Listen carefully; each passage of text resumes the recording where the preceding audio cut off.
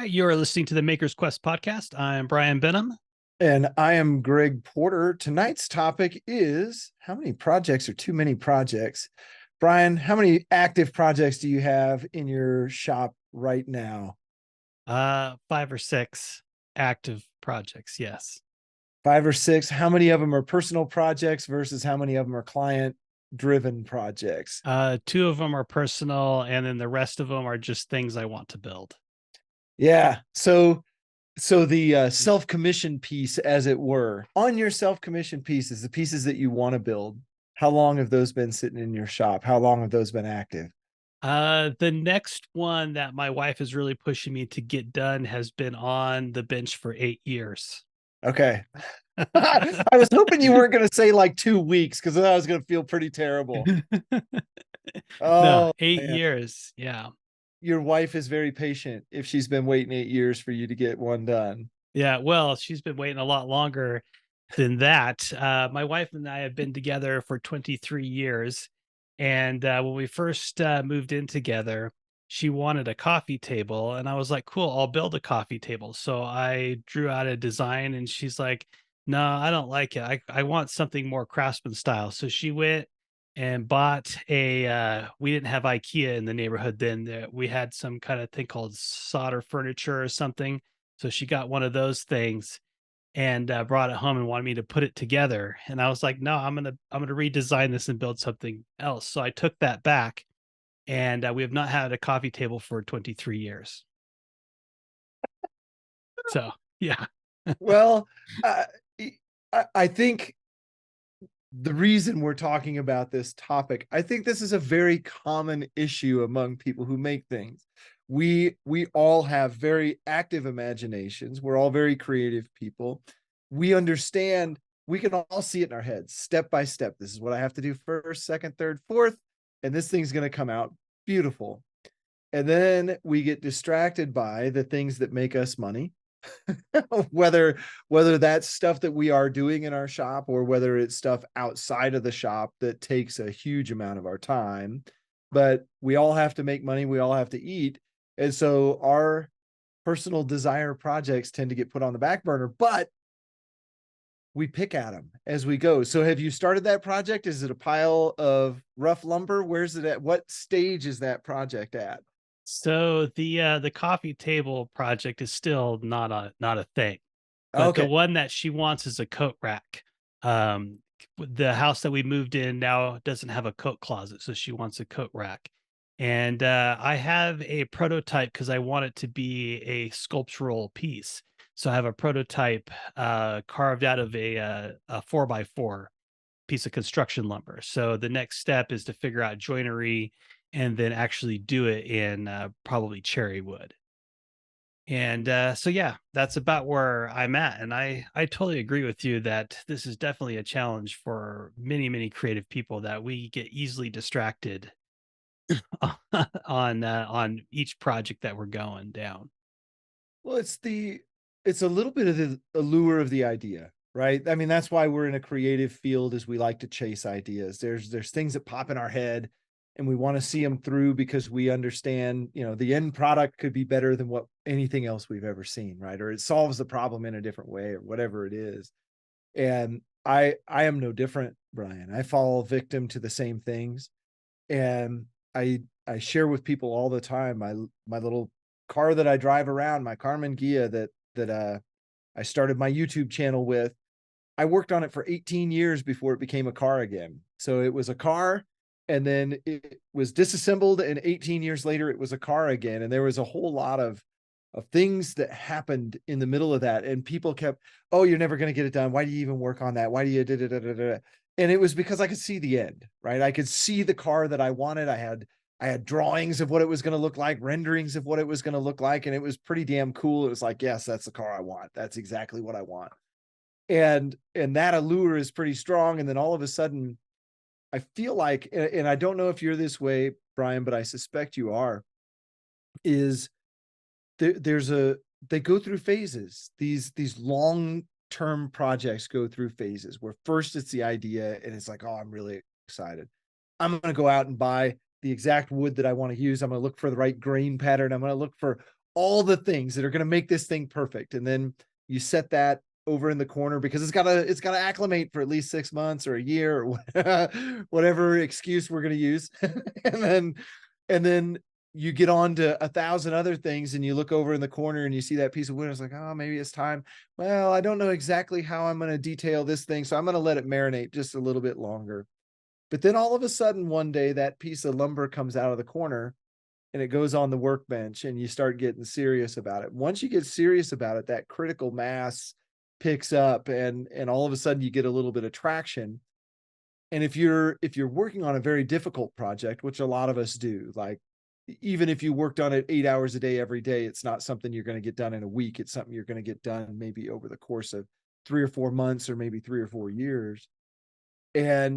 But once you start gaining traction on it, then you start working on it more and more and more. And then it gets finished a lot faster, than the 7 or 8 years that it sat in the corner. But all of those things said, I think that's a pretty common thing. There's the idea sitting in the corner. And like with you built a prototype. How long did you work on the prototype? And is it a fairly complete prototype? You said joinery still hasn't happened, but form-wise? Yeah, form wise, it's totally complete, and it's been sitting in the corner. So, what happens to me is, since this is what I do for a living, is make things, that I'll get a client project, and so whatever personal project I have has to go into the corner Yeah. because I have to do the client project, and the client project is what pays the bills. And so now this particular client project I'm working on right now has like 1,000 holes I need to drill in steel. And so the last 3 days, I've literally stood in front of a drill press drilling holes for 3 days. Like, part of my soul has died while drilling holes. But what happened during that whole drilling time of boredom is that when our minds get bored, it wanders and it starts to think of other things. And so now, while I'm drilling holes, I'm thought of 3 more things that I would like to build or try to build or explore. And then another client project has come along, and I have that lined up for the next thing after this one. And the next client project is the new cool shiny thing. So I want to start it right now and forget about this current client project, because this current client project is in that stage of project where you've got all the fun creative stuff done. And so now you just have the work of sanding and drilling holes and the monotonous tasks. So you're ready just to be done with it. So then once I get that client project done, then I have to decide, do I want to explore one of the 3 projects I thought of while I was drilling the holes, or do I go back to the coat rack thing that my wife wants me to finish? And then what am I going to do if I start to the coat rack thing and then a new client project comes on? Because of course I'm always looking for more work to fill my schedule to keep my bills paid. So it's like this vicious cycle of each idea in each project cannibalizes the time of the others. Yeah, I see it as an inverse pyramid. You start working on one thing and that one thing begets 3 or 4 children, and then as you work on those, they beget 3 or 4 more children, and before you know it, you've got 100,000 projects that you really want to do. And I I share this with some of my manufacturing buddies that help me in my guitar tool business, that I literally have sketchbooks full of products to develop with no time to develop them. And each product that we've made takes about a year to go from the sketch that I put in my sketchbook, making time, making the prototype, revising the prototype, and then producing the very first unit. So all of those things, that first article that we have for retail is a year away from the day that I start going, okay, we're going to do this one. And you can imagine the frustration. I probably have at least 100 things in my sketchbook, at least 100 different products that the sketches are pretty good. Like, this is viable. Mhm.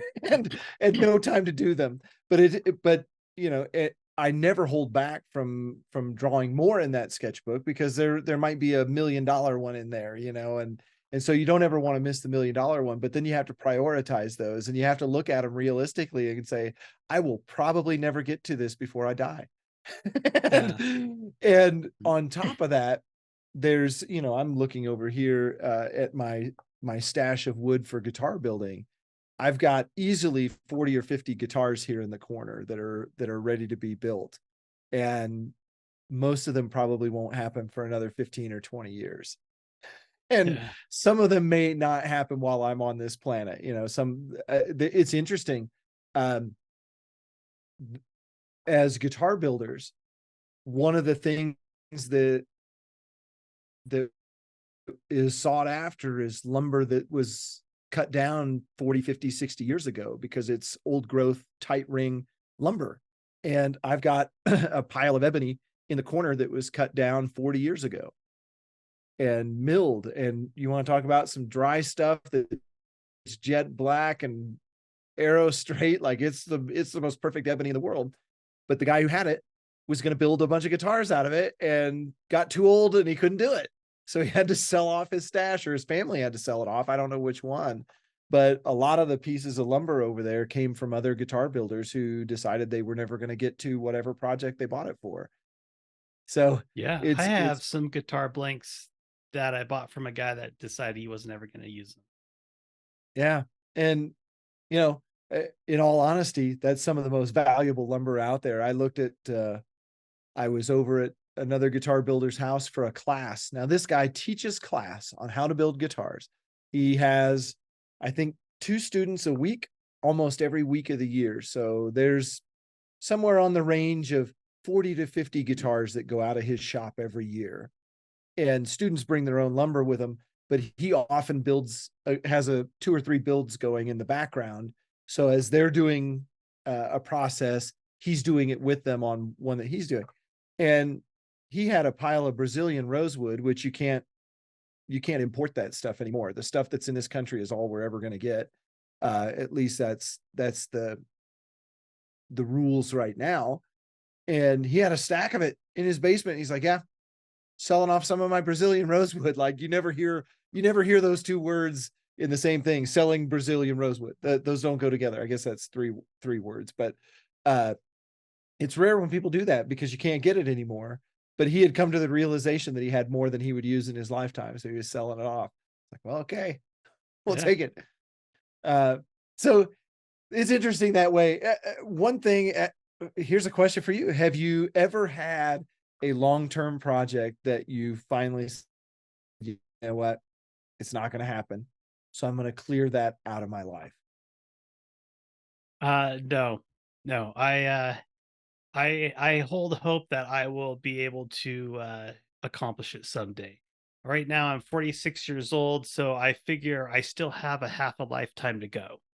Yeah. So I'm trying to be optimistic that I will be able to accomplish stuff. Now, there's things that I know that I probably won't ever get there. Like when I was first starting out, I was like, I want to build everything in my house myself. Like spatulas. Like when you're woodwork, you want to build everything, spatulas and make my own toaster and like everything, just make it all myself, just so I could say that I made everything here. But Right. that'll never happen. But that was never really a realistic goal. That was just like one of those things that you thought like, oh, it'd be cool if I could just say that everything I own I made. But I still feel like I've got another good 40 years to go. I see this too. So interestingly enough, I don't know if I've ever shared this on the podcast, but right out of school, I worked for a guy, and he lived in a Frank Lloyd Wright house, and it was a house that was built by Taliesin students after Frank died. Frank died, I think, in 59. The house was finished in 62, but Frank designed it with his studio. But the whole house was full of Frank Lloyd Wright furniture. And if you look up what original pieces of Frank Lloyd Wright furniture go for, it's a small mint. And the entire house was furnished with stuff out of the Frank Lloyd Wright catalog. And one of the things that you think about as a designer, as a builder, is replication of an idea, right? Frank was not, to my knowledge, was not really a woodworker, but he had a bunch of people around him who were, and they were able to take his drawings and ideas and make the prototype, make the first article, whatever. And he would say, yes, this is exactly what I want. Now make 1,000 of these, or whatever the number was.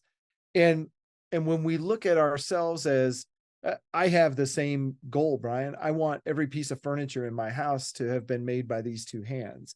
And when you look at what that really takes, the time commitment that that takes, you can't do anything else but make your own furniture. And so it's Right. like, well, wait a minute, how am I going to make money during that time?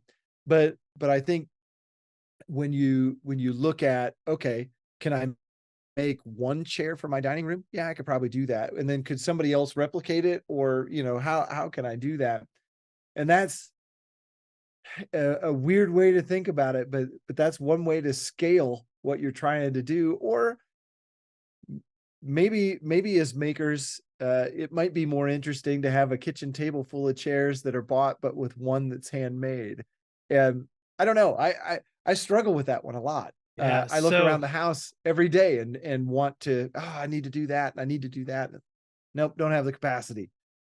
yeah, so I think you can create capacity though by efficiencies. Mm, So like what the first piece of furniture I made, well not the first, but one of the first piece of furniture I made early on was a bed for my daughter. And that thing took me like a month and a half, almost 2 months to make. But now we're 18 years later from that point, and I can make a bed in a week now, a week and a half, right? right. So just by I've improved my tooling and I've improved my skills, and how I design things so they go together easier and easier to build. So that has created a lot of efficiencies now. So now, like before, I thought there's no way I can make enough furniture to furnish my entire house. Now, if I had enough money, so I wouldn't have to take on client work during that time, I could totally knock out a whole house full of furniture within a few months, Yeah. just because of the efficiencies. Well, and there's another thing too. I can't remember. Gosh, I want to say it was David Picciuto. I was watching one of his episodes years ago, and he talked about batching things. If you're going to make one, make 20, or whatever the number is that you're going to make. Because once you get the table saw set up for an inch and a half minus three whiskers, you can run so many boards through there and not worry about it. It's that initial setup, or if you've got an operation where you're jointing, planing, ripping, it's so easy to do multiple boards doing that and get them all to the exact same size and have all your stock done. Where in our world, a lot of times the first one that we make, that prototype, it might have some funkiness to it that we got to figure out and work through. But number two is going to be really good. And I find myself all the time doing number one as a solo thing. And you're like, I should really make two or three of these instead of just one. No, no, no. We got to work through number one, get the detail right. Once we get through number one, then we'll make two, three, and four. And that, you're right. That is a great way to scale things, is making a bunch at the same time. Yeah. So to kind of continue down that thought path of efficiencies, so you can work through more projects. Shop organization is probably huge. Like I have been watching Adam Savage's YouTube channel, and he's done quite a Yeah. few shop organization projects here in the last little bit, and it's just really got me really paying close attention to how my shop is organized with his idea of first order of retrieval, like make everything that you use ready to go. And my current project is all metalworking right now, and my shop is set up for woodworking. And so Yeah. basically, I pushed all my woodworking tools out to the wall, and I didn't have a lot of metalworking tools. I didn't have a lot of money to buy metalworking tools, so I went down to Harbor Freight and I bought one of the cheap of everything and set up a metalworking shop inside my woodworking shop. So now the inner circle is all a metalworking shop. And it pains me that like, oh, I broke the drill bit or I broke the tap. So now I gotta climb over all this stuff to get to that corner where I pushed all that stuff back into to get that drill bit or whatever tool I need or whatever. And it's really frustrating not to have it perfectly organized like I had it when it was all set up as a woodworking shop. It is very difficult. I was going to mention this too. It's very difficult to work in multiple mediums. And I work in in steel and aluminum, and I work in wood, and in the same shop, in the same space, on the same benches at the same time. And it can be a real booger. Number one, that the tool sets are completely different. But number two, the dust and mess that they create are very different. In the woodworking world, if you have your dust collection game on point, you can keep a pretty clean shop. In the metalworking world, good luck. That stuff goes everywhere. There's no way to contain it.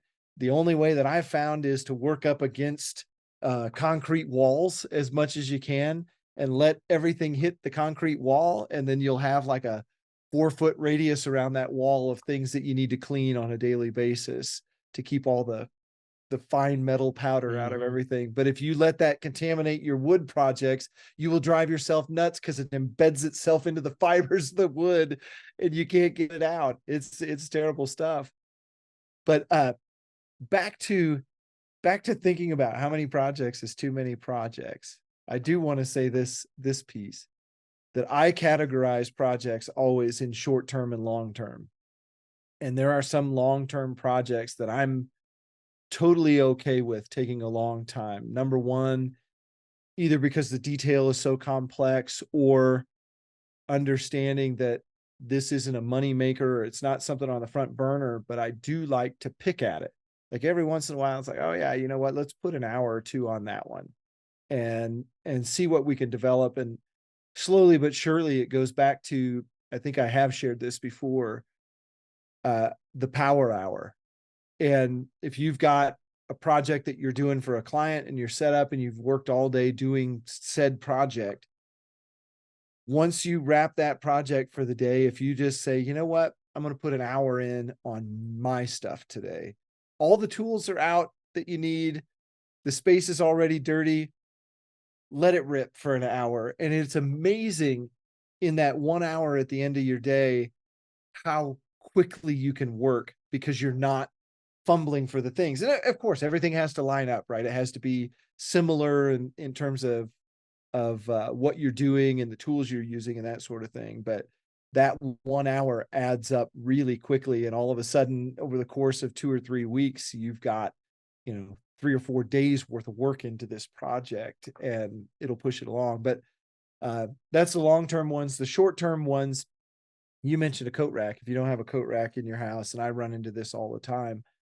I do projects that are make it work projects so that the other one can simmer on the back burner for a while. So let's just get it done. It's not going to be pretty. It's going to be ugly. It's just going to be very utilitarian. Go. And then we'll do the nice looking presentable one as I get time, and I'll pick at those things. So that's the short term and the long term stuff that I look at all the time in the shop. Yeah, so kind of going back to the coffee table thing, like a coffee table that you buy at IKEA is only a few $100. I could have just kept that coffee table, right? And then we'd have a coffee table, and then I could just like work on it, whatever. But yeah, my wife's a good sport, so it all worked out. Uh, good, but yeah, that's a really good point to like just get it done to a certain way to where it's workable, so you can have the space to do the other things you want to do. Yeah. And one other thing that neither of us have mentioned yet is project storage. That's always been a bugaboo. Number one, because how do you plan to store something that you don't know what it is yet?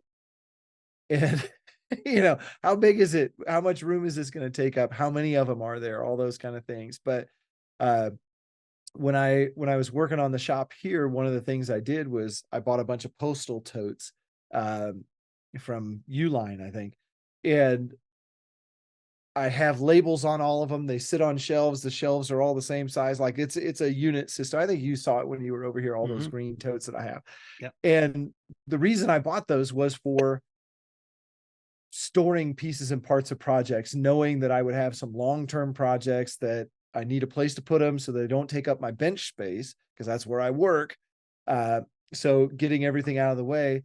But it was amazing how quickly those things filled up with half-baked projects. And I'm to the point now where I don't have any more project storage, and I need triple what I have. But Adam Savage, I think when you look at some of his modular things that he's done in his shop, he has a really good system for storing some of those things out of the way, even though I don't think he's ever talked about it in that particular way. You can see when you look around his shop, just pause his videos and start looking around the corners there, and you can see that he uses some of that for project storage as well. Yeah. I lost a train of thought because another one jumped in my head. I don't know if it's still out on the internet, but a long time ago, you know how Google Maps, well, maybe you don't. I don't even know if Google Maps still does this. Maybe it's not there, but you used to be able to upload a 360 of your business to Google Oh, Maps, so people uh-huh. could go down your Google Street View and then go through the front door of your business and use the 360, the Google Street View to check out your store. Well, Adam Savage, of course, doesn't want anybody to know where his shop is located. So they somehow made a manhole in the street somewhere be the entrance to his shop. And then you can do a Google Street walk around of his shop. I don't know where that manhole was at. It was like an Easter egg fun thing that they did a while ago. Like, hey, if you go through the mission and you click on every manhole on the street, you might find the entrance to his shop to look around and you can zoom into all the stuff Oh, and see wow. how he has it organized. So yeah, a little off topic, but I thought that was worth mentioning because I've tried to find it and I never could find it. Wow. I didn't spend enough time doing it. So I don't know if it's still there or not, but yeah. Well, maybe somebody who's watching this video or listening online can leave it in the comments if they've found it before and where they might have found Where it. it's That'd be at, that'd be pretty cool. I would love to go in there and figure that out for sure. Yeah, so kind of back to our topic a little bit, but still in the same vein as Adam Savage is one thing that I've noticed. Um, I know some people when I said I went and bought a bunch of Harbor Freight tool cringed because Harbor Freight is known for not being high quality tools, and that is I have found that to be true using these tools. But they're better. I made it work with what I got to throw back to an old episode of ours. I didn't have enough money to buy the $100,000 of equipment that I have in woodworking to duplicate that in the metal shop. So I just had to make it work. And this equipment, it breaks or it's just not quite accurate enough. So I had to modify it to fit my purposes. And one thing that I have come to the realization of that Adam Savage has nailed down is his Sortimo boxes with every nut and bolt known to man. Because the great thing about Harbor Freight tools is it's all metal that's just bolted together. So if Yeah. something falls off, you just need to get another bolt and bolt it back on. Or if the motor burns up, you can just unbolt that motor and bolt a new motor on. It's it's it's fantastic. If something breaks, it's like, okay, I'm just gonna like weld it back on there, just, and then I'm back to work. And that's a total 360 from my woodworking experience with things like Festool that are all proprietary equipment. So I bought a whole bunch of Festool over the years, thinking that I was investing in my business. And Festool, it breaks just like all the big box stores breaks. Yeah. But you have to wait 2 weeks for that part to come in or to mail it back, and that's 2 weeks of not making a paycheck. Um, so so long story short, if all my tools, I could just walk up to a Sortimo box and whip out that thing and just bolt it back on and not have to drive to the hardware store every hour, that would be great to help keep my all my projects going and being able to complete more projects in a time. Yeah, we talked about it already. We've covered this topic pretty hard, but at some point in time, sometimes you just need a tool for 3 or 4 days. And I know that sounds very first world type of mentality, but we're in an economy where you got to make things happen and time is money. And sometimes just having that tool in your hand for a couple days is really all you need. But then it goes in the drawer. And 2 years from now, when you're doing a little this, that, or the other thing, you've got that tool. It's going to be good enough to get it done. If you were doing it 8 hours a day, 5 days a week, 365 days a year, whatever, that tool is not going to last very long. But they are definitely, when you have a one-off type project, there's no reason to invest in a Dynabraid grinder for $600 or $700 when you could get one for $35. It's gonna make your world go. And my rule is I use a cheap tool until it breaks, and then I buy a more expensive tool the second time because I've made enough money to afford it. But I think a lot of people have a very similar philosophy when it comes to tools that way. Yeah, I was just gonna say that one of the things, now that I have like a sandblasting cabinet, as someone who likes to patina metal, I getting down to bare metal quickly, that's going to be a game changer, even though I keep having to bolt it back together. And there's all kinds of design issues with the Harbor Freight model, but I'm slowly overcoming those as I go. And someday I'm going to be able to make enough money with some new patina processes with sandblasting that it'll just make sense to go buy a higher quality cabinet. Yeah, for sure. Well, back on the topic of how many projects is too many projects. I find myself, we discussed this before we hit the record button. I'm getting ready to buy another project car, and I've got 2 guitars that I'm building, and I've got several prototypes halfway or 3/4 of the way through development in my shop. And but I look at it, and I think at the end of the day, to answer the question, how many is too many? Um, most of us do what we do if you're in the maker world because it's what makes us tick. And that curiosity and solving those problems and seeing those solutions through, I think it's incredibly important for us to feed that animal and not just go, you know what, I need to be pragmatic here. I've got 5 projects in my shop, and a sixth one really is just going to be a distraction. I think I think that's the complete wrong attitude. I think if your brain says you need a 6th project, then you need a 6th project.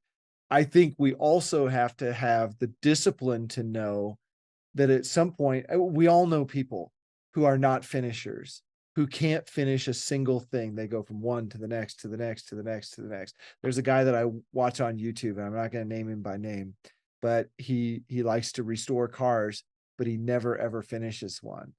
And every time he gets to a spot in a restoration where it's like, oh man, he's making progress, this is going to work, he buys another car and completely drops the one he's been working on. I'm like, wait, just go back and finish one, because they're really fun to drive. Like, once you understand how fun they are to drive, it will motivate you to finish more cars. But we have to have that discipline in our head that says, okay, at some point you got to finish these things. Like, you can't just leave them all dangling out there. But if you've got a really important idea, I think that it's equally as important to chase it. And sometimes in chasing that idea, you learn something about the other projects that you have going on. Sometimes you learn that you want nothing to do with that idea anymore because it's just not something you're good at or something that's really interesting. You thought it was more interesting than it is. And other times, uh, uh, I'm looking at, like I said, buying another project car, and it's because somebody got into it and they realized it wasn't for them.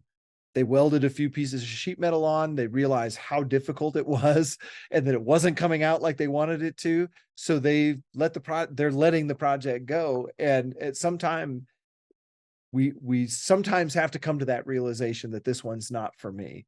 And anyway, there are people out there in a lot of cases, even woodworking projects, that will buy projects from people. If there's enough value in it, if they see the finish line from you, why not? I mean, I know if I saw somebody that started a guitar project and it was the lumber that I wanted or the style that I wanted, all the components, I'd have no problem buying that project from them and finishing it. Like, that would not be an issue for me. Yeah. So I think one thing we should probably touch on is how to discipline ourselves to finish projects. Yeah. So Yeah. we were both like, okay, I hope you had an idea. I'm ready to hear how you do this, Brian. So I one thing that the the client projects have really taught me the discipline because I have to finish those. One, because a client is waiting, and two, my mortgage company is waiting. So those things have taught me a lot of discipline. And there's two tools that I use to help me move my projects down the line. And one is time boxing. So a lot of people talk about this, and um, I don't believe in the philosophy that you have to get up at like 4 a.m. in the morning. I'm more of a night person. I'm more productive at night. So as long as you put your 15 hours in a day or whatever you need to do, it doesn't matter what slot that is. But like when I get up in the morning, I have a couple hours where it's just me and some design time to design future projects, because that kind of curtails my need to get distracted in the shop to start different projects, because I've kind of satisfied that. And then like, okay, so from noon to 5, I'm going to work on this client's projects, and then from 5 to 7, I'll do something else or whatever that is. And then a Gantt chart. Mm. And there's a lot of Gantt charts online. Some of them are better than others, but I ended up just making my own in an Excel spreadsheet. So that way I can color code it the way I want it, and it operates the way I want it. So if I need five days for a project, I type in 5 days, and it'll reschedule everything out after that automatically for me in that. And that way I can know exactly where I'm at and where my free time is at. And when a new client calls, I can say, okay, I can plug you into September and confidently know that I can complete their project in September. The number one motivator for me to get projects done, and again, this is on the making money side, not chasing my own dreams, right? Is deadlines. When you have a deadline and somebody on the other end has a paycheck for you, your motivation to hit that deadline is going to be extreme. And you know, sometimes you wind up putting 12, 14, 16 hours in a day into a project over the course of, you know, several weeks of really pushing hard because of a deadline. And sometimes that's, you know, you fall victim to your own hands because you've procrastinated or something else. And sometimes it's not by your own hand because you were waiting on materials or you know, some outsourced piece of the project to get done.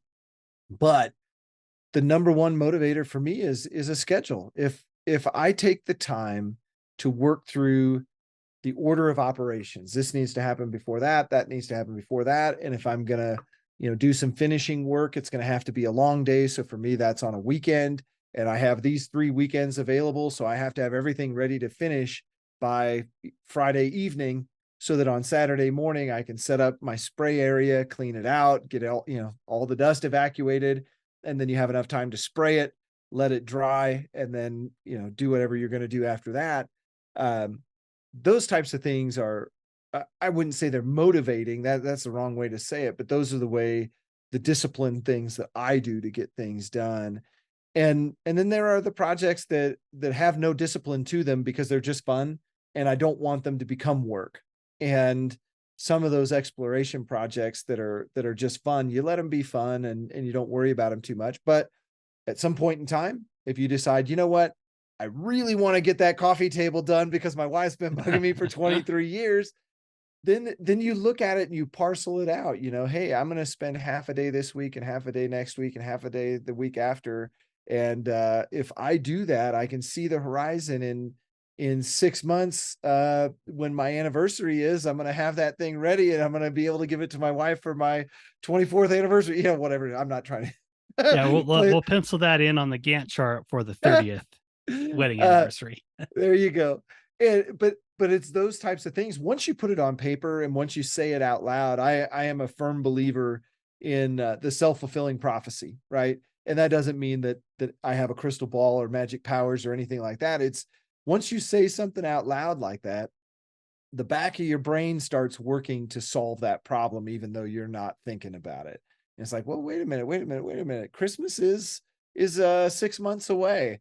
And if I start working now, just pecking at it, you know, a few hours a week, I'll be able to hit Christmas. Yes, I'll be able to do this. And then you start getting excited about it. And then, you know how that goes. You hop on all the various websites, order all the things that you need to order. And before you know it, your project's getting ready to be done. and it's December 24th, and you're putting it in a box and wrapping it up. Yeah, so that kind of brings me to another thought. Um, Along the lines of a well-stocked shop with all Adam Savage's Sortimo boxes. But when you start a new project, to make a list of all the stuff you need, walk your shop to see what you need to order and list of materials, and then order it all at once. Don't wait to say Yeah. like, well, I don't need the hinges till towards the end. I'll order the hinges, because then all of a sudden that hinge is back ordered Yeah. or something. So like order it all at once, so that way you have it all and there's no excuses not to keep going, not to keep that project moving. Well, and this goes back to my postal bins. That was one of the big reasons I got those is similar. If you start ordering parts for fill in the blank, and you get a box from Amazon one day, and you get another box from Tacoma Screw another day, and another box another day, and you start setting those on your bench, and then they get cleared off your bench and go somewhere else. If they don't all live in the same spot, when it comes time to build that thing, you're going to be searching around your shop for that box of cap head screws that are metric odd size or something like that you need. You're never going to find them. But if you have those bins that you can put in and put a label on it and say, hey, this is for that crazy skateboard that I wanted to put together, or whatever that thing is, the RC jet that I'm going to build. uh all of those things live together. And I find myself every once in a while, it's going to happen to me here this month, as a matter of fact. My wife's going to be out of town for several weeks, and so my weekends are going to look completely different while she's out of town than when she's normally in town, because we're not going to do anything together. It's going to be just me. And I know I will pull one or two of those bins out and stare into them and go, you know what? I think I can make this project happen over this weekend, because since my wife's not home, I can make noise until 3 in the morning and nobody's going to know the difference. And so I'll have these huge blocks of time available to me. And that's exactly what I'll do, is I'll pull some of those bins out and look at them and say, okay, I have all the pieces and parts I need for this project. Let's go. So yeah, so one, to go back to your postal bins, I have a similar system. I have postal piles, not Yep. necessarily bins, but the my biggest problem, and you touched on it, is labeling. I think Yeah. you very important to label things, because I've gone back to a pile a year later and I was like, what is this for? What is this part for? Is this just a piece of scrap wood that got thrown in here or whatever? I don't need this. And then I'll use it for something else. And then when I do go to build that thing, it's be like, oh, that's what that was for. I don't have it anymore. Got to make another one. Yeah, and one thing I've found, and again, the older you get, I've got 2 years on you, Brian. I think the older you get, the more you find these little details. One of the things on labeling, like if you use adhesive labels, they're hard to peel off, and they're hard, like you don't want to mess with them once you get them on there. But if you just use like binder clips, you can clip little things to your stuff, and then it becomes this very flexible thing that you don't have to worry about the permanence. And that's one little thing that I found very helpful. But I think I think right now, in contrast to what you've got, Brian, is I've got I think it's 6 projects on my benches right now. And of those 6 projects, 5 of them are business related that have to get done. And it becomes a weird maneuvering of piles to work through one pile of parts, get to the next pile of parts, and not get in the way of one project in front of the other, in front of the other.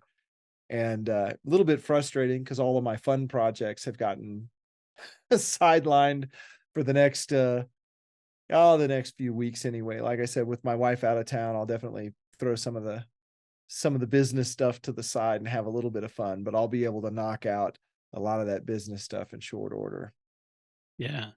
So one other thought that came to mind was hiring help.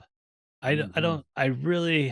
I work from home, so if I hire anybody, they would have access to my house and all that. So that's a really hard thing to get over. And then also I work weird hours, like you mentioned, 3 o'clock in the morning. That's if I can't sleep, I get up and I go out in the shop and I fart around. And so then if I'm if all of a sudden 3 o'clock start time AM ends up at 6 o'clock AM, I might go back to bed for a couple hours before I get back up. So my whole lifestyle is not really inducive to having an employee.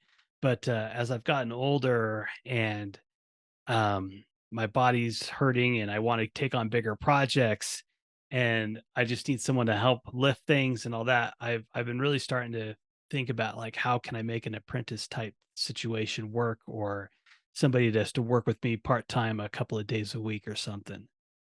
Yeah, and I've thought about that an awful lot too. And similarly, I work outside of my home, but the projects that I do here are in my house, right? So how do you say, "Hey, I need you to work on Monday and Tuesday. I'm not going to be there at all. So you're going to have full reign of the shop, but I need you to do X, Y, and Z."